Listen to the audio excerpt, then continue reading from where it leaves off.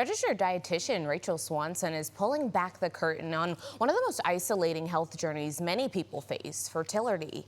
And with 1 in 6 people affected by infertility, her new book, Trying, a science-backed plan to optimize your fertility, offers a hopeful and research-driven roadmap to prepare your body for pregnancy. And today she's joining me to break it all down and make it a little bit easier to understand. Good morning to you, Rachel. Well, hi, it's great to see you, Erin, and Happy New Year, by the way. Happy New Year indeed. Okay, so let's talk about it because fertility struggles are often kept quiet, right? It's really hard conversation to have, especially with others who may have not been affected by it and maybe they don't understand where you're coming from. And so what made you want to have this conversation? Why did you want to write this book and really get it out there? Look, I wrote this book because conventional fertility advice, it's either reactive, based off of symptoms, or really one size fits all. This approach is prehistoric, in my opinion, because it doesn't reflect the latest science. And quite frankly, Erin, women deserve so much better than this. Yes, yeah, we do. Okay, girl power, bring it this morning. You say this book is about addressing those root causes. It's not just about eggs and sperm. What does that mean for someone who's being told over and over, everything looks normal, but somehow it's just still not connecting. They're still not finding that way to get pregnant. Honestly, it means they should probably find a new doctor because a standard fertility workup certainly isn't cutting it. And remember, it was never designed to look at root causes. Also, the male partner should be evaluated. So I'm going to get to that actually. You introduced something called Fertility 2.0, treating conception like peak performance training, almost getting prepared before you even reach that step. And you're saying the men should be starting sooner than the women even.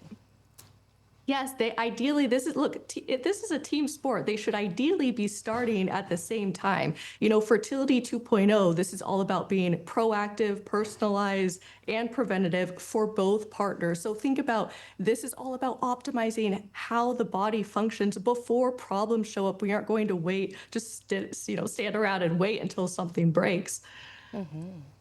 So let me ask you then, because food is a huge thing, right? What we put into our body affects how our body produces. And you say a metabolic tasting menu is good for fertility. What should be on our plates and why does color matter?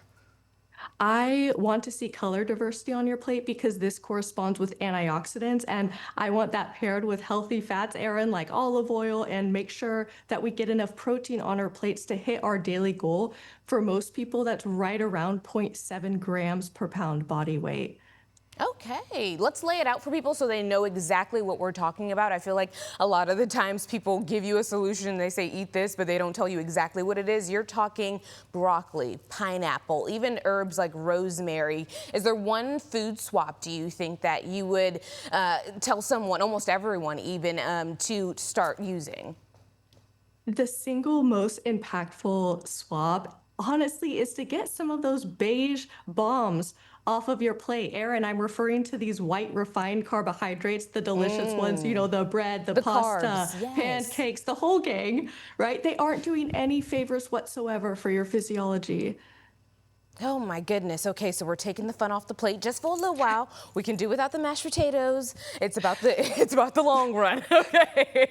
Very good. I love the idea though of this brain ovary hotline. Tell me more about that. How do things like sleep and stress and even our mindset directly affect our hormones and our fertility? It almost is like a placebo effect is what it sounds like in my head. Yeah, and these are all signals that tell your brain whether or not your body has the resources to support new life. It's like, are we thriving or are we just surviving? I'd say your body, it's so intelligently designed. We need to kind of re examine all the inputs we're giving it and change what's no longer serving us. Look, this is just a good strategy for 2026 in general, whether you're trying to get pregnant or not. Yes, indeed. You know what? I'm so glad this is getting so much exposure and we're having this conversation, like you said, because of the simple fact that a lot of people have a hard time even just getting started and asking the questions. So this is really good information this morning. Tell us where we can find your book and even where we can find you and keep up with you on socials.